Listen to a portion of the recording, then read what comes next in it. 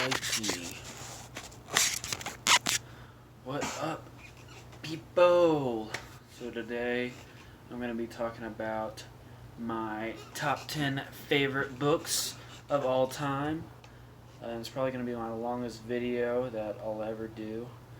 I kind of want to keep them around 10 minutes or so, but this one will probably be upwards to around 30 or so, but I'm sure you can see that. But yeah, I'm going to try not to smack after everything I say, like I did in the last video, and then having to redo it. And also, got my roommate and his mom featured on a mug. It's not my mug, but all of mine are dirty, so we got that going for me. Alright, let's just get into this. Number 10, Food of the Gods by Terence McKenna. And I don't have a copy to show off. It is a very beautiful copy, though, the ones that I've seen. This was published in 1992. Comes in at 4.16 out of 5 stars on Goodreads and is 311 pages. Terence McKenna was born in 1946 and lived until 2000, which is already 20 years ago.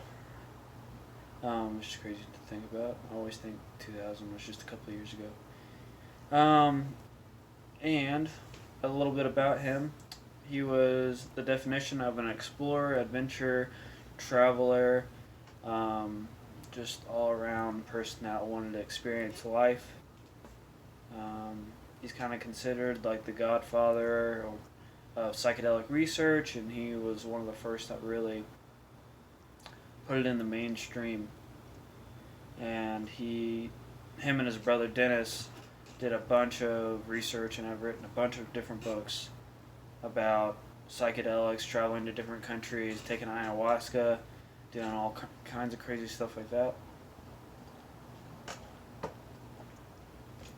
But what this book is about has a lot of history, and it's nonfiction, and it's him covering mainly just over the one suggestion that the forbidden fruit from the Bible is essentially magic mushrooms, and is the reason like we went from being animals to being self-aware humans. And then with that comes, the invention of the wheel, and then going from hunters and gatherers to people that stay in one place and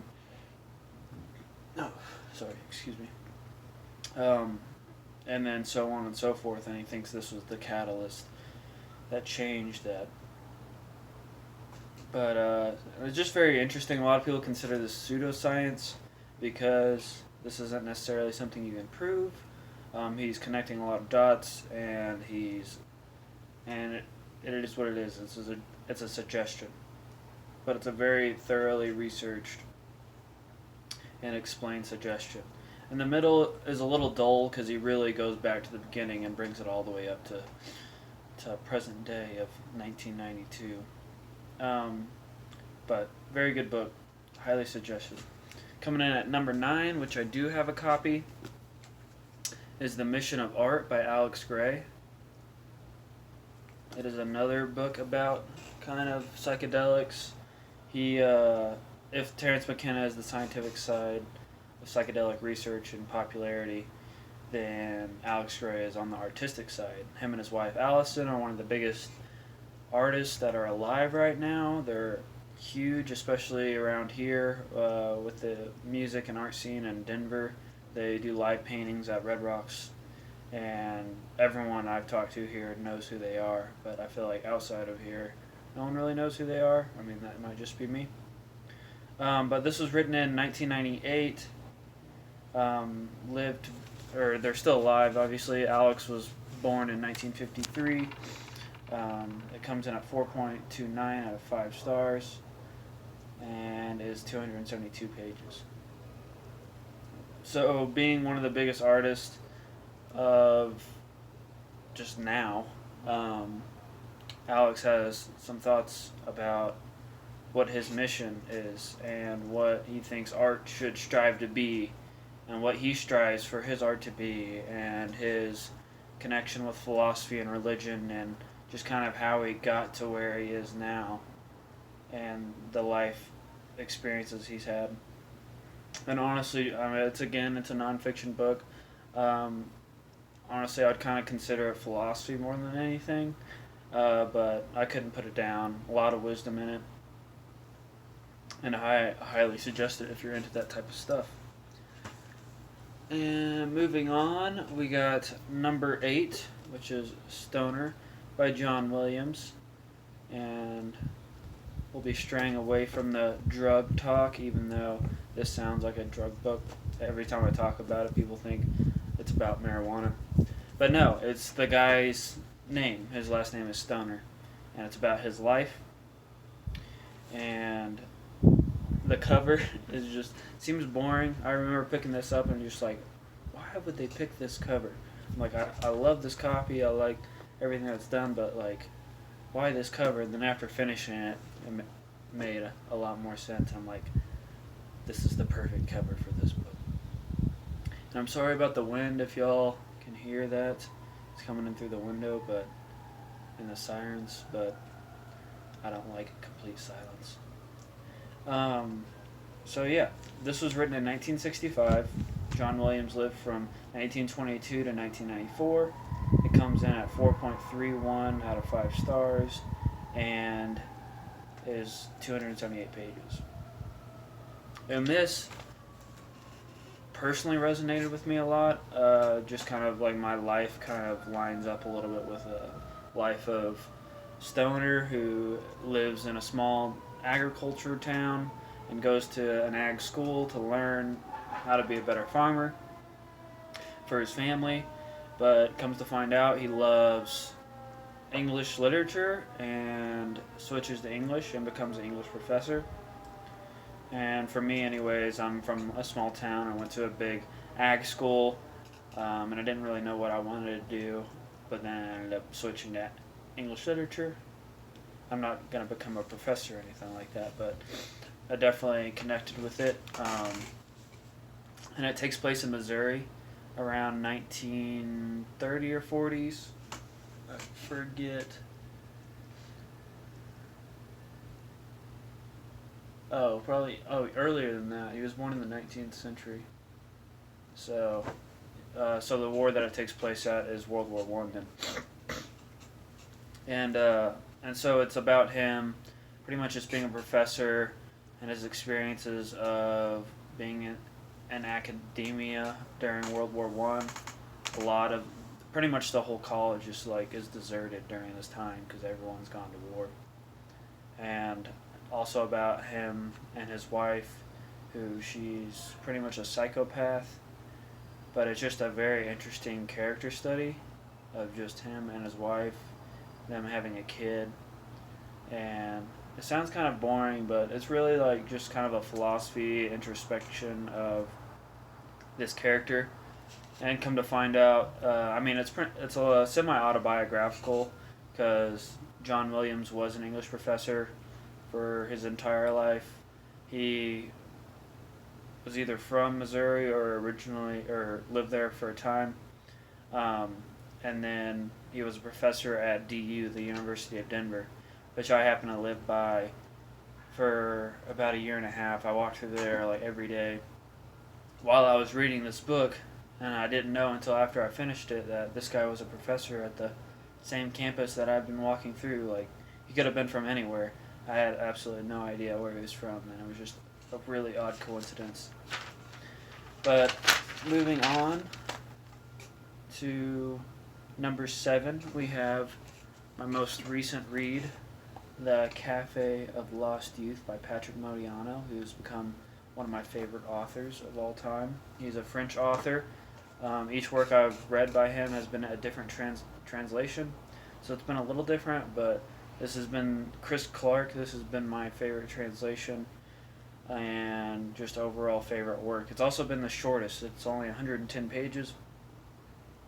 It was written in 2007, so this is the most recent book out of this whole list. And he's still alive. He was born in 1945 during World War II and had a very interesting life. This is probably the lowest rating out of all these books is 3.51 out of 5 stars. But this is also one of those books that you're either going to love or you're going to hate. And I loved it because it's a book about atmosphere. It's a book about identity and memory and just kind of like the mystery of life and people that come into your lives and leave so suddenly. And it takes place in the 1950s in Paris, and it's in 4 different sections, and each section is a different perspective. And each perspective I loved. When it was ending, I kind of felt a little sadness because I didn't want to leave that person.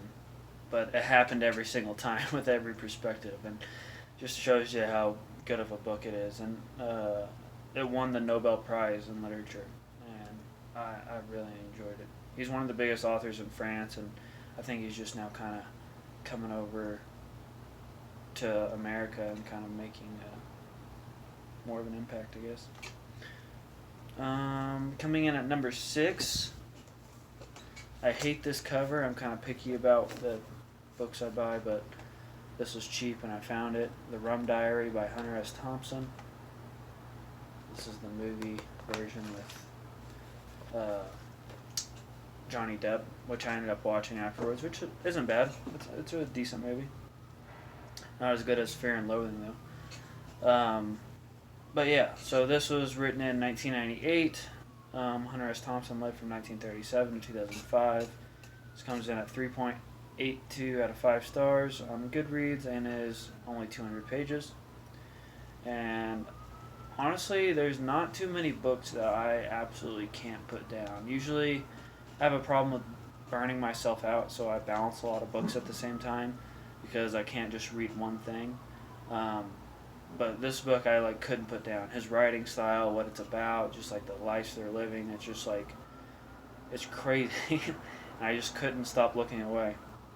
And if you don't know about Hunter S. Thompson, he's another kind of drug author. He was pretty much known for his drug use, which is something I find fascinating, is the mixture between drugs and literature. That's what, if I went to grad school, I would for sure research that. And it was what just kind of got me into literature, was the 1960s. Which, come to find out, he was friends with a lot of the guys that really got me into literature, like Ken Kesey and Jack Kerouac and Allen Ginsberg and all those guys from the Beat generation. William S. Burroughs, like all those guys. Junkie by William S. Burroughs just blew my mind. I have it right here, but it's not on this list. But yeah, and he's kind of one of them. And come to find out, he lived in Colorado for a long time, not too far from here, for like 20 or 30 years, and even tried to run for sheriff for that town, which is in his book Kingdom of Fear, which I immediately read after this. But I think I like this more. But yeah, so, and he kind of got famous from inventing gonzo journalism, which is just a type of super authentic, raw types of journalism that was unfiltered and not the type that you see in a newspaper. And he also got famous from writing a book about the Hells Angels, because he was part of that Los Angeles gang at a point and got in trouble by them. Ended up getting beat up for publishing this book. But what this one is about, it's semi-autobiographical. It's about him when he was 22. He went to Puerto Rico to work for a magazine which is falling under, which is almost pretty much collapsed, and metaphorically, not physically. But and then there's also a bunch of protests going on. They have to go into the back side of the magazine building to even get in, because there's protests going on. There's just a bunch of crazy stuff in the midst of the 1960s of Puerto Rico, I believe is the time. And yeah, it just is incredible experiences of just everyone drinking rum, getting drunk the whole time, and being a reporter. And all the characters that are in the magazine are just as just as interesting as he is. So definitely couldn't put it down. I read it in just a few days, which isn't big for me. I usually takes me a while to read a book usually. But coming in at number 5 is I think I didn't put this one, is A Movable Feast by Ernest Hemingway, which was the second book I read by him. The Sun Also Rises actually first, and then I've read The Old Man and the Old Sea, The Old Man and the Sea, The Old Man and the Old Sea, and then I just finished A Farewell to Arms. That's hard to say. A Farewell to Arms, which this one's still my favorite by him and one of my favorite books of all time, mainly because I'm kind of a sucker for the 1920s Paris vibes. I love, the movie Midnight in Paris, which is kind of what got me onto it, because I was like, I need to read a book that's like this. And it's another book of just kind of about atmosphere, like Patrick Modiano, where it's just him hanging out in Paris, drinking and writing and going to cafes and just having a time, and he's around all the other writers of the Lost Generation, which is, Scott and Zelda Fitzgerald, Gertrude Stein. I think T.S. Eliot is in it for a bit. I don't think they get along. And then James Joyce as well. So just a lot of the modernist writers of the 1920s, and they're all in Paris around that time. Gertrude Stein's house was kind of like the hub for them, and they came in and out and got advice from everybody, and just a whole type of style of writing. And I've kind of learned that people either love it or hate it too, and it's a writings with a lot of run-on sentences and a lot of ands, and it's kind of like stream of consciousness, but not. It's definitely getting there. That's where it got to. But yeah, I definitely loved it. So if you're interested in Paris in the 1920s, or if you just like books about writers, which I love, definitely read it. Coming in at number 4, I also don't have this copy. Don't let people borrow books that you're not real good friends with, because they won't bring them back, especially to strangers. I get all excited. I'm like talking about books to someone, like, oh yeah, just bring it back, and then I've lost I don't know how many. So, but coming in at number 4 is Scanner Darkly by Philip K. Dick. He's another one of those kind of drug writers from the 1960s, super influenced by psychedelics. If you don't know who he is, he wrote Do Androids Dream of Electric Sheep, which influenced, or which, not influence. I guess influence.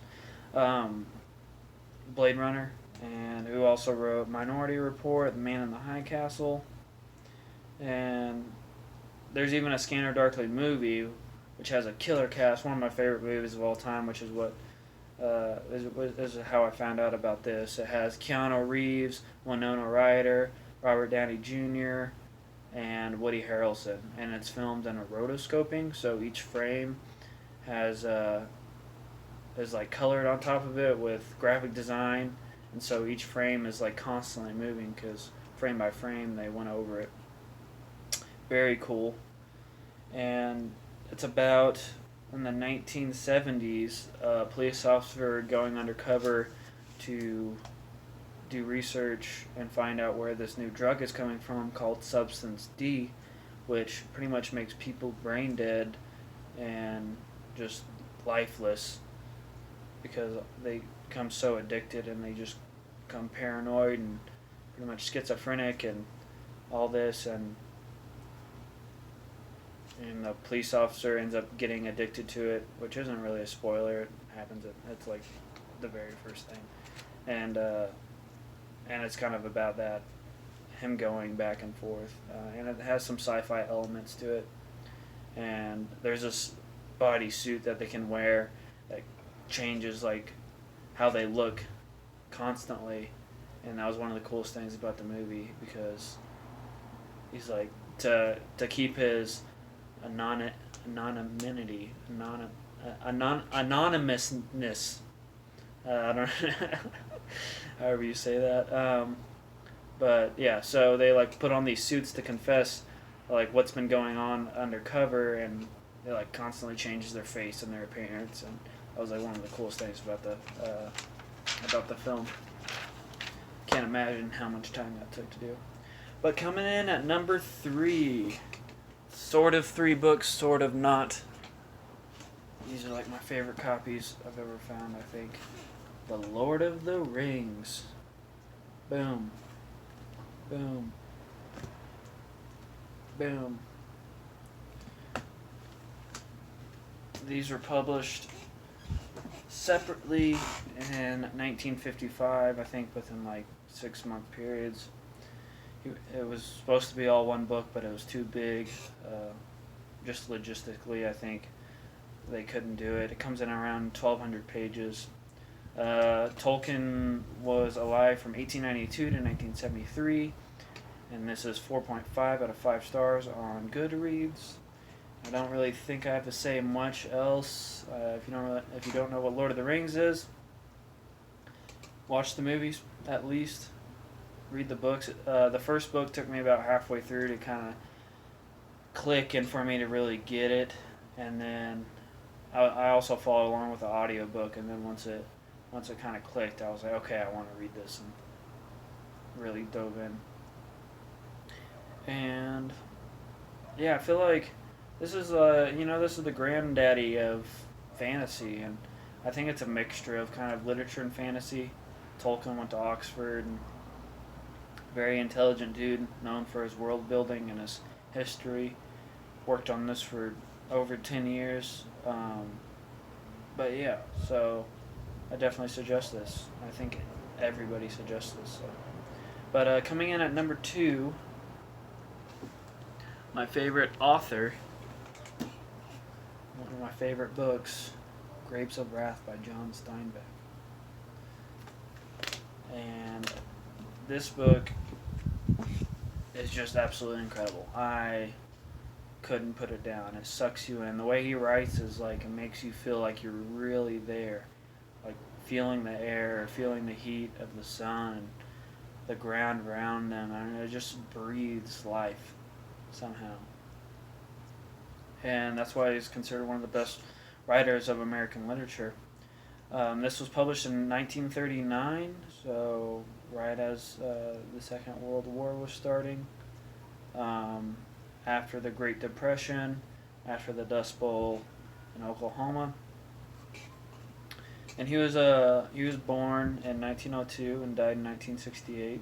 This comes in at 3.96 out of 5 stars, and it's 450 pages. And this book, again, is kind of like it's a real personal book for me because I'm from Oklahoma. All my family's from there.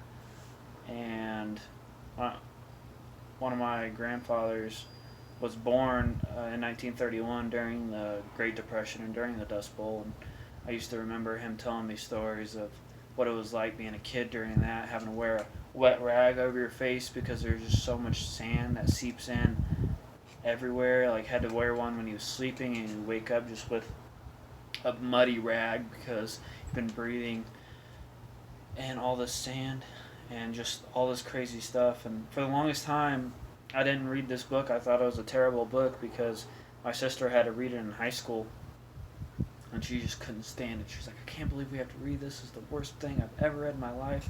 She ended up just giving it to me right then and there after she had finished it, and she was just like, I can't believe we were forced to read this. And so it had been sitting on my shelf from since I was in middle school until last year.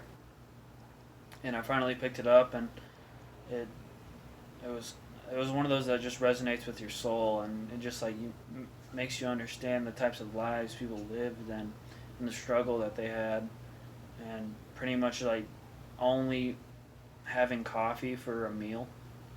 One, because it wakes them up and gets them going, and it dulls their appetite, and they don't have anything else to eat, and yeah, and that's why I have this little coffee pot on here. But yeah, so what's this about? It's about the Great Depression and the Dust Bowl in Oklahoma, and people weren't rotating their crops then. They didn't know about crop rotation, so all the nutrients in the soil got ate up, and there wasn't no nutrients was getting put back in. So everything just kind of turned to dirt, and people weren't able to sell their crops, so they weren't able to pay for the land that was on loan by the bank, and so the bank repossessed the land and everything on it, including their homes, and so a family of about 12 people, 10 or 12 people, all load up on their one car, and they take off towards California, where they keep on hearing about work and not the vineyards, but just, land of fruit, I guess. I can't think of the word. So where they could go fruit picking for money. And there was all these flyers saying like 8,000 workers here, 10,000 workers here needed, and so them along with a bunch of other people decided to go to California, and it was one of the biggest migrations, I think, for work. Excuse me. And it was just about their experience for their journey, and when they get there, everything isn't what they expect, and it's honest. It's one of the best stories I've ever read, for sure. And coming in at number one, another book that I don't have because I gave it away to someone to read and never heard back, is by the same author, East of Eden by John Steinbeck, which was the first thing I'd ever read by him. And it was the first real literature book that I read on my own, I think, but that wasn't being forced. I loved reading, but I never really read literature.